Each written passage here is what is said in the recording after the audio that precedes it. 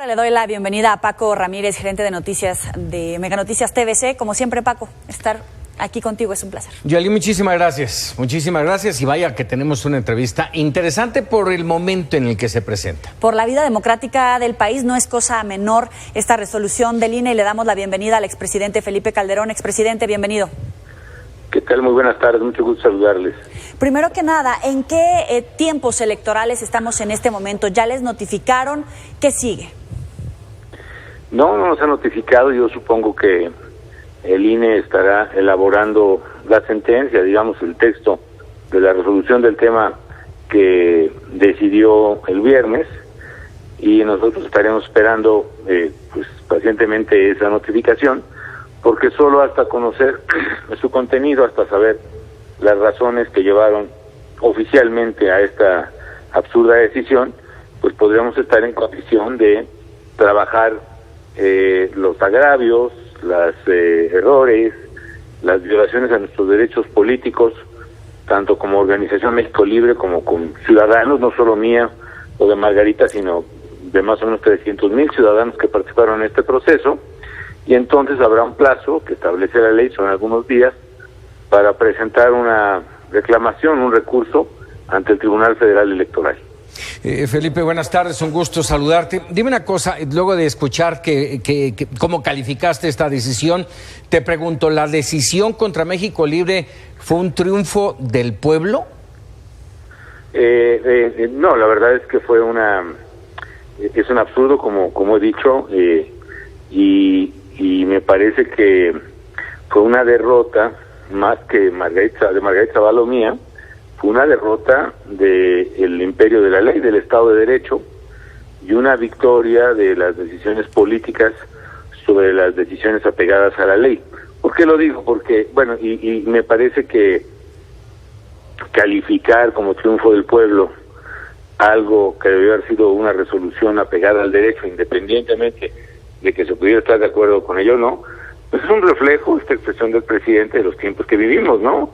Uh-huh. Donde básicamente vamos a un terreno donde lo que diga la ley es irrelevante, y donde lo relevante es lo que opine la gente o lo que opine el presidente, peor, ¿no? En el mismo sentido, el criterio de esta idea de juzgar a los expresidentes, no porque hayan cometido o no alguna falta a la ley, o hayamos, sino porque de qué humor anda la gente, ¿no? Que era el criterio de los circos romanos hace 2000 años, ¿no? Cuando en realidad las sociedades modernas deben valerse por el imperio de la ley. Entonces la decisión no es únicamente si se logra el registro o no de México Libre, sino si en realidad nos encaminamos a un régimen donde las decisiones no se toman en función de la ley y de la justicia, sino de lo que el pulgar levantado o hacia abajo del pueblo, como se dijo antier, le parece, o si las cosas son acordes al humor presidencial que pues está verdaderamente invadiendo ya las instituciones autónomas, los otros poderes, etcétera. La mención del presidente de este tema constituye además una violación, una presión indebida desde la opinión pública, no solo, sino desde el poder presidencial, con las vastísimas atribuciones que tiene a la capacidad de deliberación en paz y en sensatez de otros poderes, en este caso del Poder Judicial de la Federación y del Tribunal Electoral en particular. Habla de la debilidad del Estado de Derecho, expresidente. ¿Cómo ve a la democracia? ¿Nos encaminamos hacia una dictadura? ¿Ve en riesgo la democracia y el sistema de partidos? Sí, definitivamente. Yo creo que estamos justo en esta disyuntiva, o fortalecer nuestro sistema democrático basado en el Estado de Derecho, o encaminarnos rápidamente a un régimen donde la legalidad no importa y lo que importa es la voluntad o el capricho de un gobierno y específicamente de un presidente que no tiene límites en su poder, ¿no? Entonces, la decisión que tomará el tribunal no será una decisión por un partido y menos por una persona, trátese de Margarita Zavala, quien encabeza, un servidor. Yo creo que estamos justo en las decisiones que marcarán la disyuntiva de o democracia o dictadura, es decir, democracia basada en la ley, o un régimen autocrático basado en el humor, en el capricho presidencial. Felipe, un camino difícil y de subida de la impugnación ante el Tribunal Electoral. Cualquiera que fuera la decisión, cualquiera, sería complicada para el propio Instituto Nacional Electoral, para el Tribunal, para el régimen democrático que tenemos, que bien lo acabas de mencionar, endeble, pero finalmente difícil, sea una o sea otra. Pues si uno revisa lo que pasó, se verá que si se atiende a lo que estrictamente dice la ley, pues en realidad es una decisión fácil, porque nosotros cumplimos todos los requisitos, las asambleas que nos pidieron, las afiliaciones que establece la ley, informamos mes a mes de nuestra actividad, de nuestros gastos, de nuestros ingresos, etcétera. No había hasta hace unos días ningún recurso o procedimiento de sanción contra México Libre, y nos preocupa que el viernes se dice que había un procedimiento del cual no se tenía existencia o conocimiento de la misma. Y fue muy penoso ver cómo consejeros admiten ahí que no conocen ese recurso contra nosotros, no saben si es procedente o no, pero que entonces pero que entonces cambian su voto en contra, cuando debe ser exactamente al revés. Lo que sí sabe la consejera Favela y otras es que cumplimos los requisitos, que cumplimos con lo que establece la ley, y debió haber decidido sobre lo que sí sabe, y en consecuencia debió haber votado en favor, porque una negligencia del INE, el no hacer su tarea de revisar impugnaciones o procesos, etcétera, se traduce en un castigo para 200 o 300 mil ciudadanos que sí cumplimos. Un absurdo total. Si el tribunal resuelve conforme a derecho, la solución es fácil, la verdad, no tiene mucha vuelta, Tenemos la razón, nos asiste la razón y el derecho. Argumentaban que hay aportaciones que no se pueden comprobar por un monto mayor al 5%. ¿Estos nuevos criterios se los sacaron de la manga o estaban en la ley? Primero son nuevos, son arbitrarios porque no están en ninguna ley, y habría que ver si el INE tiene atribuciones para hacerlo, pero además estos criterios, del 5% que mencionas, se pusieron a votación y perdió el presidente del Consejo, y Ciro Murayama. Es decir, cuando el Consejo se propone a votación del Consejo un criterio nuevo, previsto, no discutido antes, el Consejo vota en contra. Por una parte, entonces, también es absurdo que el INE diga que hay esos criterios, porque el propio INE votó en contra de ellos. Y segundo, es falso que haya un solo peso que no se sepa de dónde viene o quién lo donó a México Libre. Están todos y cada uno de nuestros donantes perfectamente identificados, con nombre, apellido, credencial para votar, domicilio, etcétera, monto de su aportación, cómo la pagaron, y es falso que sean aportaciones desconocidas. Es absoluto. El INE tenía en su poder la copia de la credencial para votar, la firma de cada uno de los donantes en una carta bajo protesta de decir verdad, que decía cuánto habían donado, el voucher o el recibo de la aplicación con el cargo a su tarjeta de crédito, los últimos 4 dígitos de la tarjeta, como se establecen además en cualquier establecimiento o negocio que hace transferencias electrónicas de este tipo, y decir que eran desconocidos es absolutamente falso, es mentira, pues es otra cosa que nos agravia, porque los consejeros que así lo alegan sabían perfectamente que era la gente absolutamente conocida.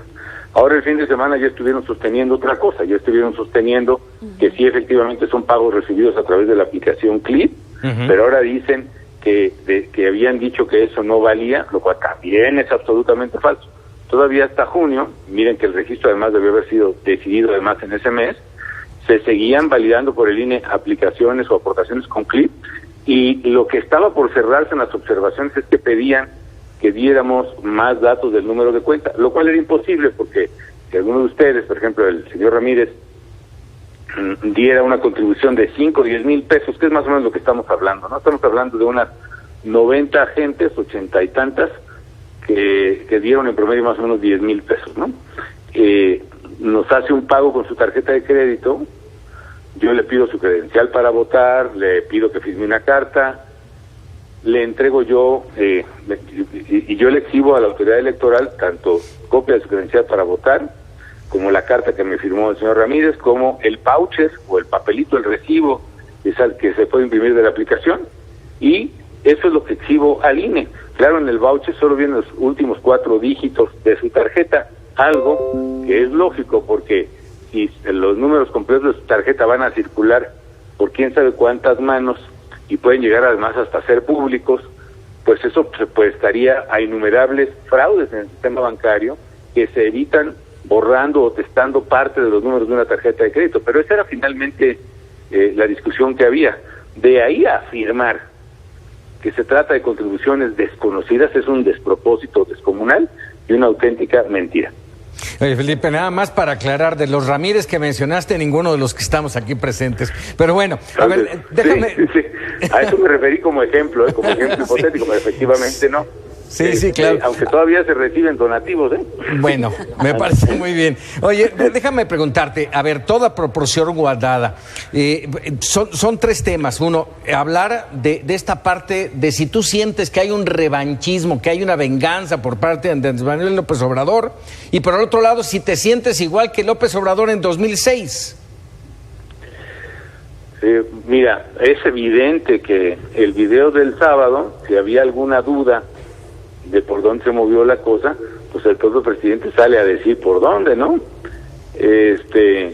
Y evidentemente que ese video pues se resulta muy preocupante porque es ver a un presidente que cuando México está viviendo la peor crisis económica de su historia, la peor crisis de seguridad, la peor crisis de salud, está dedicando un día en la presidencia, a unos días de presentar el presupuesto, a destilar, a expresar odio, rencor, agravio, etcétera, etcétera, ¿no?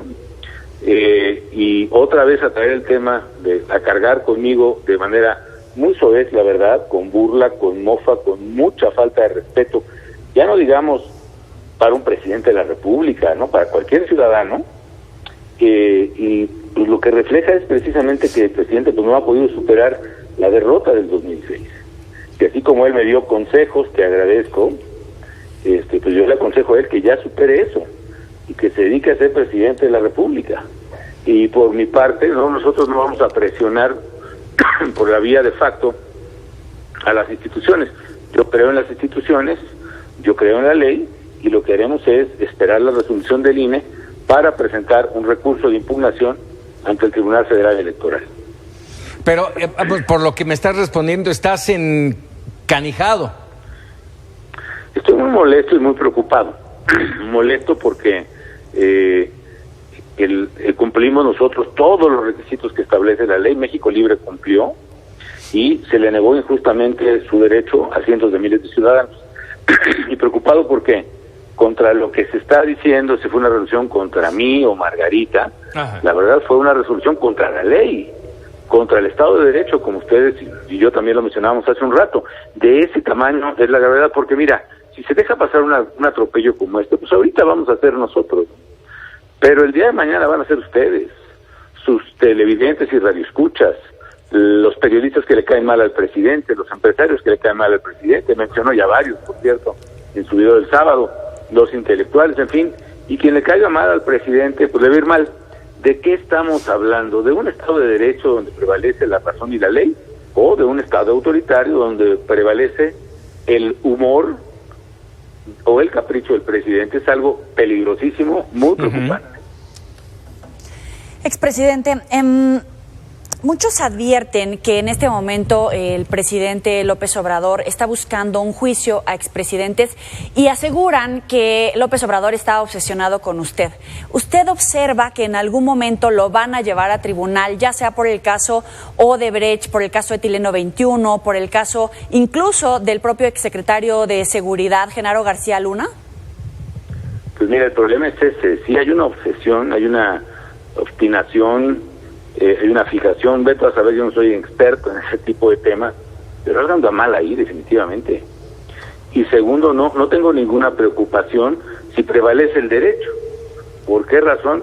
Porque ninguna de las cosas que mencionas, no hay absolutamente ningún delito por el que se me pueda acusar. Por ejemplo, en el caso de Odebrecht, ¿cuál es el delito por el que se me acusa?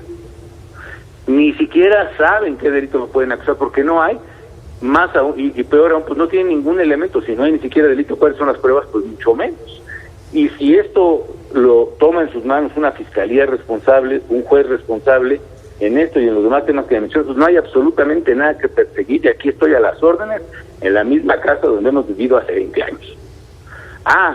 Pero si el presidente confunde la presidencia de la República con un circo romano, y como dijo el otro día, que era mejor que decidiera el pueblo y que no decidiera el fiscal, y como Nerón en sus mejores tiempos le pregunta al populus si que levanten su dedo hacia arriba o hacia abajo para decidir la inocencia o la muerte del espectáculo, pues la humanidad, México estaría retrocediendo pues 2000 años. Ese es el tamaño del absurdo lo que está en juego. Si no hay si hay pruebas contra mí o contra cualquier colega expresidente, no se necesita ninguna consulta. Ahí este fiscal puede actuar en cualquier momento, yo estoy aquí a sus órdenes. Pero si no hay pruebas, aunque el 100% del Coliseo Romano vote por la cárcel o lo que sea, en un Estado de Derecho no procede nada. Si hay pruebas, que las presenten y que actúen, y si no, pues que se callen. Pero es el tema de lo que estamos llegando, es un rompimiento total de los principios elementales de presunción de inocencia, debido proceso legal, legalidad, etcétera. Es lo que se llama el efecto corruptor, porque independientemente de que pues es ridículo que se pueda actuar en esas condiciones, ya un presidente tan poderoso, sin contrapesos y sin frenos, ya está ejerciendo una influencia indebida, ilegal, abusiva, en el estado de ánimo de jueces, de fiscales, de opinión pública, que por supuesto condiciona, limita, prefija y viola lo que compete a otros poderes. El video del sábado, independientemente de si hubo presión o no con los consejeros del INE, sí genera una presión indebida e ilegal contra los magistrados del Tribunal Federal Electoral. Esa es la verdad. Y esto no puede tener cabida, es inadmisible en un Estado de Derecho. Oye, ¿cómo demostrar esto que acabas de decir, si hubo o no injerencia del presidente López Obrador? Y a la par preguntarte, si esto no procede, si la impugnación no les da el registro a México Libre, ¿qué sigue? ¿A dónde va la oposición y la democracia en México? No, yo creo que sí nos van a reconocer nuestro derecho en el tribunal, pero debemos todos defender al tribunal y al Poder Judicial para que pueda deliberar y decidir sin presiones contra la Constitución y la ley como las que está ejerciendo el presidente de la República. Se le olvida al presidente eso, que es presidente de los mexicanos, que ya no es un reventador que anda en las calles, o no, es presidente de México, y lo que él dice y hace tiene trascendencia sobre la esfera nacional. Ahora, si se trata de un personaje poderoso que me quiere acabar, me quiere aplastar, pues a ver, pues en fin, adelante. Yo sé que él tiene el poder y tiene el ejército y tiene el Congreso porque no tiene oposición ahí, y tiene partidos que están de agachados, y tiene el CISEN y tiene la policía, y tiene todo. Yo lo único que pido es que se respeten mis derechos como ciudadano, porque para defenderme yo solo tengo dos cosas: dignidad y derechos. De mi dignidad voy a encargar yo, pero de mis derechos toca a todos defenderlos. ¿Por qué razón? Porque el día que me vulneren mis derechos, los de ustedes y de todos sus televidentes están en peligro. Así que lo que está en juego no es a mí. El día de mañana van a ir por los consejeros del INE, quizá no faltará alguno que quiso congraciarse con él, pero van a ir por ellos, y los magistrados, y los jueces, y los ministros, y los empresarios, y los legisladores, y los gobernadores, y los periodistas, y los medios. Y esto se convierte en una autocracia. Yo veo que el presidente tiene una pasión por la historia, pero aquí la tragedia, su propia tragedia, es que quisiera tal vez emular a Benito Juárez, pero así como lo vi en el video del sábado, va a acabar emulando a otro presidente del siglo XIX, que fue Porfirio Díaz, que precisamente tenía un poder personal centralizado, sin frenos ni contrapesos, y que, contrario a la ley, a sus enemigos o adversarios, les asignaba el destierro, el entierro o el encierro. Y 100 y pico de años después estamos contemplando, por desgracia, que México construye peligrosamente el camino hacia esa dictadura del siglo XXI, que está ocurriendo en otros países del mundo. Yo puedo ser el primero, pero o frenamos ahora en esta disyuntiva, o todo México va a correr peligro. Usted habla de Estado de Derecho, de esta, dictadura del siglo XXI, de un presidente todopoderoso. Expresidente, ¿usted tiene las manos limpias en el caso de Genaro García Luna? ¿Incluso mete las manos al fuego por el exsecretario? Por supuesto que no meto las manos al fuego ni por el secretario, ni por ustedes, ni por nadie. Yo actué conforme a la información que tenía, las decisiones que tomé fueron tomando ese criterio.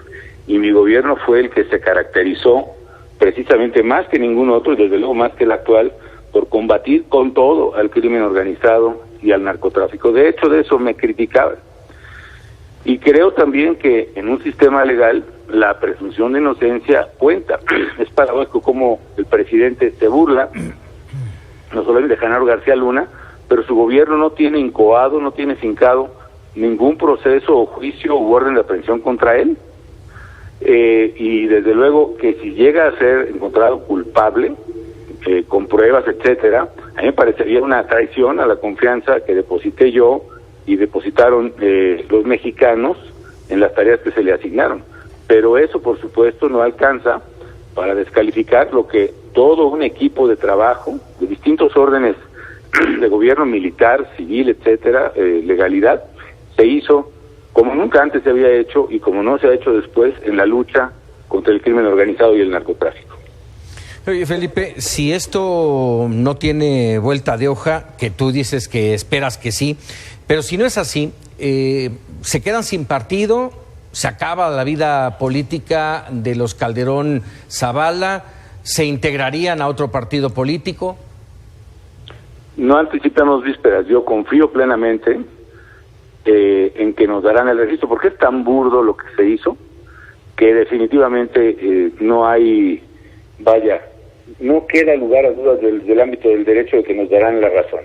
Si esto es otra forma, al contrario, habrá muchas más razones de luchar, pero no anticipemos vísperas. Yo esperaré que nos notifiquen, veré el fallo del tribunal, del INE, la impugnación, y estoy muy seguro de que nos darán la razón. Para concluir, expresidente, el presidente López Obrador dice que el contrato con Braskem y DESA por etileno 21 se tiene que cancelar por ser un acuerdo leonino. ¿Se puede cancelar o hay una cláusula nuclear que incluso, como algunos medios señalan, obligaría al gobierno mexicano a comprar la planta de etileno 21? Pues mira, no conozco ese contrato ni sé de qué cláusula me dices, pero evidentemente que si hubiera algo que le permitiera cancelar, pues que lo cancele. Pero la verdad es que es falso que en eso haya habido actos de corrupción, como se insinúa. Ya ni siquiera Lozoya se atrevió a llegar a tanto. Hay una decisión de política pública y que además se trató de una decisión que permitió atraer a México una inversión de más o menos $5,000 millones, que en su construcción solamente generó 15,000 empleos, que ahorita mismo hay 3 o 4,000 personas trabajando en esa planta, que permitió que durante mucho tiempo México rompiera su déficit de plástico, digamos de etileno, polietileno, etcétera, a partir de lo que producía. La tragedia que está pasando no es, a mi juicio, por ese contrato, sino en general por el desastre que tiene este gobierno en la administración de Pemex. Pemex perdió en lo que va, en el primer semestre del año, algo así como 800,000 millones de pesos. 800,000 millones de pesos. La verdadera pérdida es que Pemex, siendo una empresa petrolera y de gas, no está produciendo gas. Si Pemex funcionara, en lugar de andar haciendo refinerías donde además ya hay un exceso de producción refinada en el Golfo de México, en lugar de estar gastando el dinero en dos bocas y en tantos caprichos, se invirtiera en exploración y producción de petróleo y gas, Pemex podría producir esos recursos y venderlos además con este tipo de contratos, como hace toda la industria en el mundo. Pero tiene pérdidas, ¿por qué? Porque teniendo un cliente al cual venderle estos productos derivados del gas, ya no produce gas y tiene que entregar su producto. Es como si tú tienes una tortillería y tienes asegurada la venta de tus tortillas todos los días a través de contratos, 1 kilo para cada familia del vecindario. Pero un día pues te echaste a la hamaca, ya no produces tortillas, tomaste malas decisiones, hiciste una fiesta de 15 años y que hasta vendiste el molinito, etcétera, y tú tienes que entregar las tortillas. Pues claro, tu negocio, de ser algo honesto, rentable, etcétera, se te vuelve pues una pérdida. Las pérdidas vienen de que Pemex no está produciendo gas, no de que haya un contrato que no conozco en detalle, como tú me lo estás mencionando. La verdad es que no era atribución mía entrar a detalles y cláusulas, etcétera. El problema, a mi juicio, pues es precisamente el desastre en el que está. Aunque el problema de Pemex no es de esta administración, viene de 2 o 3 o 4 administraciones atrás, Felipe, y la situación es verdaderamente crítica, como la vive Petróleos Mexicanos. Pues sí, pero cuando se tomaron esas decisiones, Pemex tenía un excedente de producción tanto de gas como de etano. Es más, el etano que producía Pemex sobraba para la producción, para la venta nacional, y se quemaba junto con el gas. Es decir, se perdía enorme valor agregado. Si el proyecto etileno era como darle más dinero a Pemex, pudiendo capturar y procesar ese etano que se estaba o perdiendo en la atmósfera, o quemando en los pozos petroleros, o vendiendo revuelto con el gas, pues malbaratándolo, ¿no?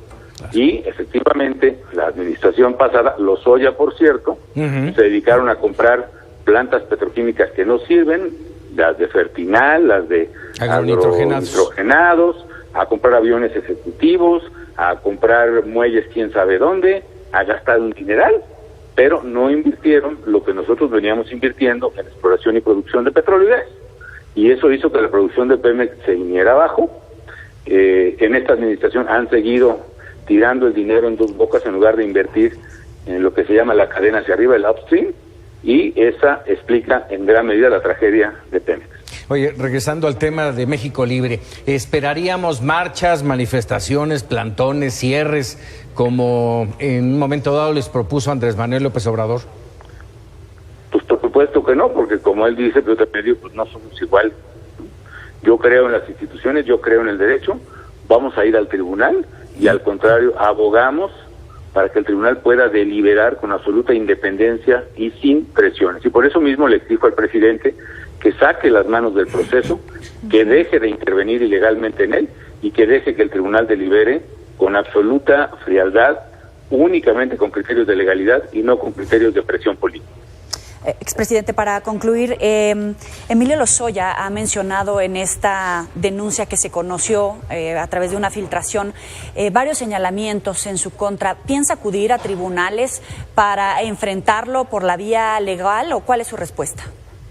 Pues mira, ni sé qué señalamientos ha hecho, pero es totalmente ridículo, porque incluso un día cuando el fiscal dio un reporte de las declaraciones de Lozoya, ni siquiera me mencionó. Y al día siguiente el presidente en su mañanera, en una de las 267 veces que se ha referido a mí en esas conferencias de prensa, dijo que había acusaciones contra mí. ¿Y sabes qué hicieron? Horas después tuvieron que fabricarle otra declaración a de Lozoya para que involucrara pues una serie de tonterías que ni bien a bien, creo que ni tú ni mucha gente sabría decir exactamente qué me imputan. Insisto, no hay ni siquiera delito que sepan exactamente de qué acusar. Pero entonces son prefabricadas estas declaraciones que hace Emilio Lozoya, ¿se las están dictando? ¿Perdón? Entonces son prefabricadas. Estoy platicando lo que pasó en esta semana, ¿no? Sí, claro, o sea, Lozoya, como puse en algún tuit, ¿no? Le preguntan a Lozoya, oiga, ¿y usted a quién acusa? Y él contesta, pues a quien usted diga, señor presidente, ¿a quién se ofrece?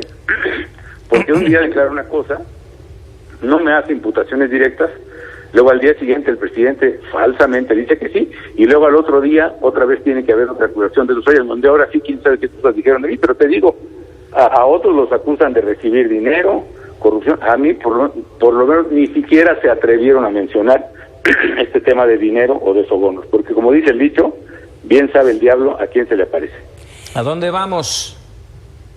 Yo creo que tenemos que decidir, en serio, la disyuntiva es o democracia o dictadura. Y por eso la decisión del tribunal es tan importante, no por mí, ni Margarita, ni por México Libre, incluso no por los 300,000 mexicanos que creímos en construir y respetar la ley para hacer esta alternativa, sino realmente porque aquí yo creo que se va a definir el futuro de México. Es Felipe Calderón, expresidente de México. Gracias por estar con nosotros en Mega Noticias TVC. Al contrario, muchas gracias, Mega Noticias TV. Gracias a ustedes, gracias por estar, señor Ramírez, en tomarse el tiempo de participar en esta entrevista, y bueno, a los dos, perdón, y muchos saludos al auditorio. Gracias, Felipe. Hasta luego, expresidente. Buenas tardes.